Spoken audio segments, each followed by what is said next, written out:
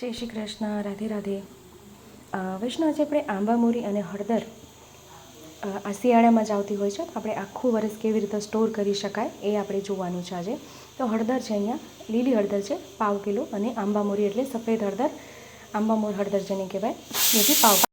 તો આ હળદર છે ને અત્યારે શિયાળામાં જ મળે, બાકી નથી મળતી અહીંયા. તો અમે તો શું કરીએ, એને છે ને વધારે માપમાં લઈને એને સ્ટોર કરીને આપી લોકો ફ્રીજમાં આખું વરસ એને સ્ટોર કરીએ છીએ.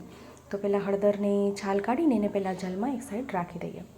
બધી છાલ એક સાથે જ કાઢી લેવાની હળદરની, પણ બંને અલગ અલગ રાખવાનું. આંબા મોરી હળદર એટલે સફેદ હળદર, આંબા મોર હળદર એટલે સફેદ હળદર, આદા મોરી બી કહેવાય.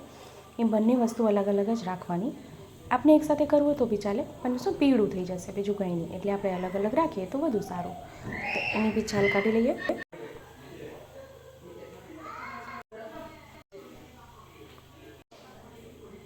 તો એની બી છાલ કાઢી લીધી છે. તો બંને અલગ અલગ રાખવાનું. તો બંને છે ને 5-6 પાણી સરખું ધોઈ લેવાનું, એ ધ્યાન રાખવાનું છે, જેથી એમાં જે ગંદકી હોય, જે ખરાબ પાણી હોય, એ બધું નીકળી જાય, કારણ કે એકદમ સ્વચ્છ જલ જશે આમાં. તો હવે આને આપણે પતલું સમારી લેવાનું છે. એની સરખું આપણે સીટ કરી લઈએ, અને જલમાં જ એને સમારવાનું, અલગ નહીં સમારવાનું, કારણ કે આપણે અલગ સીટ કરીએ ને તો કડાશ પકડી લે. તો પહેલાં આંબા મોરી એટલે સફેદ હળદર છે એને સીટ કરી લઈએ, અને પછી પીળી હળદર છે એને, કેમ કે ઘણીવાર કેવું થાય કે આપણે આ વસ્તુ જે સિઝનમાં મળે સિઝનમાં જ મળે, બાકીના મોસમમાં નથી મળતી. તો આપણે કેવી રીતે સ્ટોર કરીએ છીએ, તો આખું વરસ એ વસ્તુ ચાલે.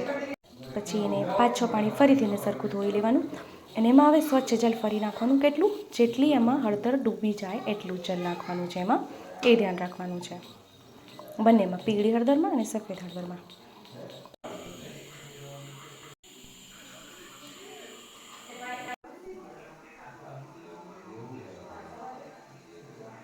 પછી આપણે એમાં લૂણ, એટલે થોડુંક ચડિયાતા પ્રમાણમાં 250 ગ્રામ હળદર હોય તો એમાં સામે 3 ચમચી આમાં લૂણ કરવાનું છે, એ ધ્યાન રાખવાનું છે. અને બંનેમાં 250 ગ્રામનો જો માપ હોય તો 1 લીંબુનો રસ એમાં પધરાવી દેવાનું છે, એ બી ધ્યાન રાખવાનું છે, કારણ કે આપણે આખું વરસ એને સ્ટોર કરવાનું છે. આવી રીતે એમાં લીંબુનો રસ આપણે પધરાવી દઈએ.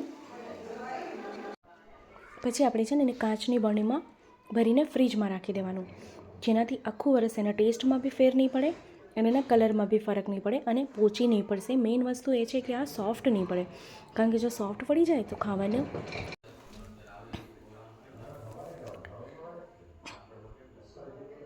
તો જો વિડીયો ગમે તો લાઈક જરૂરથી કરશો, આપણા ગ્રુપમાં શેર કરશો, જેથી વધુથી વધુ લોકો સુધી વિડીયો પહોંચી શકે અને એને પણ વિડીયો ઉપયોગી થઈ શકે.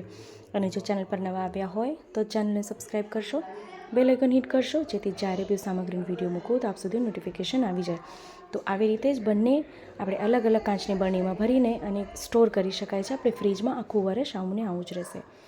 તો ફરીથી મળશું આપણે આવી રીતે જ નવા વિડીયો, નવી સામગ્રીની સાથે. ત્યાં સુધી આપ સૌને મારા જય શ્રી કૃષ્ણ.